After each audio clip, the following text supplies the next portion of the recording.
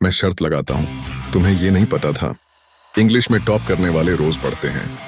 अगर इंग्लिश का score unlock करना है तो रीडिंग है उसकी चाबी। याद रखना, हर अच्छा रीडर वहीं से शुरू हुआ था जहां तुम हो। आर यू रेडी नोट्स बनाने के लिए और अपने स्कोर को नेक्स्ट लेवल पर ले जाने के लिए? तो शुरू करते हैं। रीडिंग कॉम्प्रिहेंशन बहुत ही जरूरी स्किल है। अगर आपको डिटेल्स याद रखने या कनेक्शंस बनाने में प्रॉब्लम हो रही है तो आपको इस स्किल पर काम करने की जरूरत है। इसका मतलब सिर्फ वर्ड्स रीडिंग नहीं है, बल्कि उनका मतलब समझना और वो कैसे मिलकर आइडियाज बनाते हैं ये समझना भी है।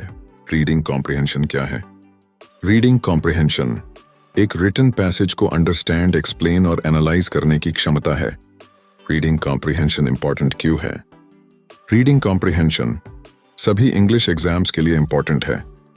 ऑन एन एवरेज 30 से 100% क्वेश्चंस रीडिंग कॉम्प्रिहेंशन पर आधारित होते हैं, जैसे SSC, banking, CLAT, DSSB, state exams, UPSC इत्यादि। आज हम डिस्कस करने जा रहे हैं कुछ इफेक्टिव टिप्स रीडिंग कॉम्प्रिहेंशन को बेहतर ढंग से समझने के लिए। Let's dive in. कहते हैं a picture is worth 1,000 words. Image को ध्यान से देखें और सोचें, व्हाट डू यू सी? एक बूढ़ी औरत या एक युवा फैशनेबल लड़की?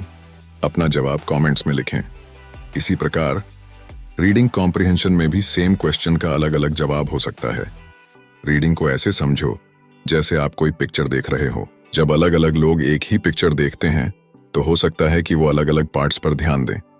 कुछ लोग कलर्स पर ध्यान दे सकते हैं तो कुछ ऑब्जेक्ट्स पर, और कुछ लोग जो देखते हैं उसके आधार पर अपने मन में एक कहानी भी बना सकते हैं। इसी तरह रीडिंग कॉम्प्रिहेंशन में आप जो रीड कर रहे हैं उसकी अपने मन में एक पिक्चर बनाना शामिल है। यह पिक्चर उस इंफॉर्मेशन से बनती है जो आप टेक्स्ट से इकट्ठा करते हैं। पिक्चर जितनी क्लियर होगी, आपकी अंडरस्टैंडिंग उतनी ही अच्छी होगी। अपनी रीडिंग कॉम्प्रिहेंशन को इम्प्रूव करने के लिए उन अलग अलग टाइप्स के क्वेश्चन से फेमिलियर होना इंपॉर्टेंट है जिनका आप सामना कर सकते हैं। एक कॉमन टाइप है फैक्ट्स पर आधारित क्वेश्चंस। ऐसे सवालों के जवाब सीधे तौर पे पैसेज में लिखे होते हैं। फैक्ट्स किसी भी विषय पर आधारित हो सकते हैं, जैसे current affairs, stories, science and technology, social problems, fiction इत्यादि। सेकंड टाइप है वोकेबुलरी बेस्ड, शब्दों के अर्थ पर आधारित क्वेश्चंस। आपको कॉन्टेक्स्ट में किसी वर्ड को डिफाइन करने या उसके सिनोनिम या एंटोनिम को आइडेंटिफाई करने के लिए कहा जा सकता है। ट्रू फॉल्स क्वेश्चंस आपसे यह डिटरमिन करने के लिए कहते हैं कि क्या टेक्स्ट के बारे में कोई स्टेटमेंट एक्यूरेट है। ऐसे में क्वेश्चंस पहले पढ़ें एंड पैसेज बाद में पढ़ें। Let's understand the difference between infer and imply. Infer का मतलब होता है अनुमान लगाना और इम्प्लाई का मतलब होता है संकेत करना।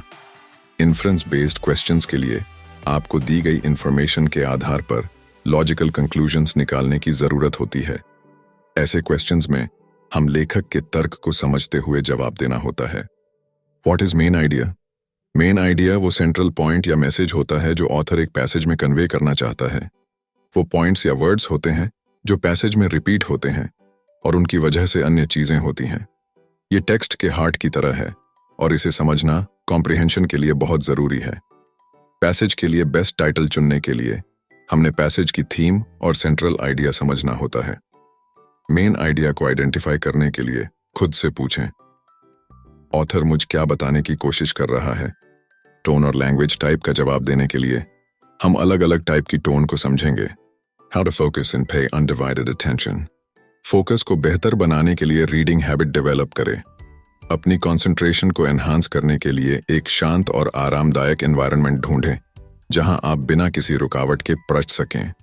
नॉइज, इलेक्ट्रॉनिक डिवाइसेस और विजुअल क्लटर जैसे एक्सटर्नल डिस्ट्रैक्शंस को कम से कम करें। हेडिंग्स और सब हेडिंग्स पर ध्यान दें क्योंकि ये आपकी अंडरस्टैंडिंग को गाइड कर सकते हैं।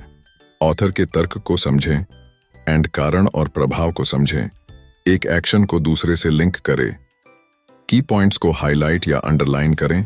नोट्स लिखें या प्रत्येक पैराग्राफ को अपने शब्दों में समराइज करें।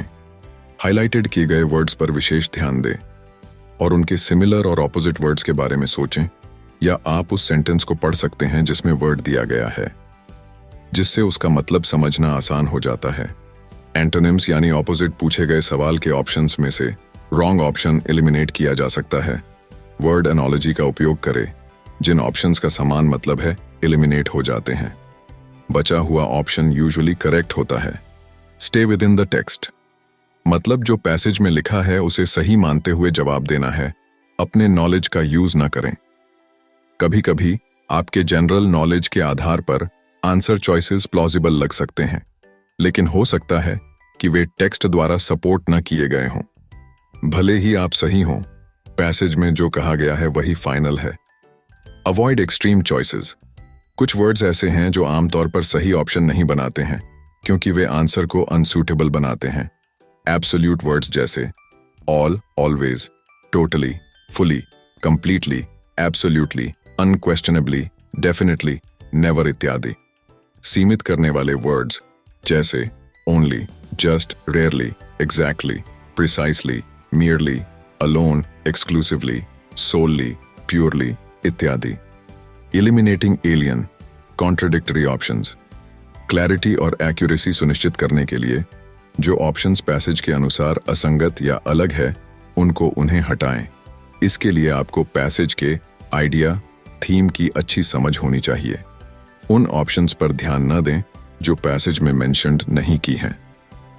ये अक्सर आपका ध्यान भटकाने के लिए बनाए जाते हैं। Decoding implicit meanings. Implicit meanings छुपे हुए खजाने की तरह हैं, जिनके लिए आपको रीड बिटवीन द लाइंस करने और अवेलेबल क्लूज के आधार पर इन्फ्रेंसेस बनाने की जरूरत होती है। इनडायरेक्ट इंफॉर्मेशन या आइडिया को समझे जो पैसेज में डायरेक्ट नहीं बताए गए हैं। विचार करें कि ऑथर ने पैसेज क्यों लिखा और वे इनडायरेक्टली क्या इंडिकेट कर रहे हैं। आस्क योरसेल्फ, ऑथर ने यह वर्ड क्यों चुना? इस पॉइंट का क्या इंपॉर्टेंस है?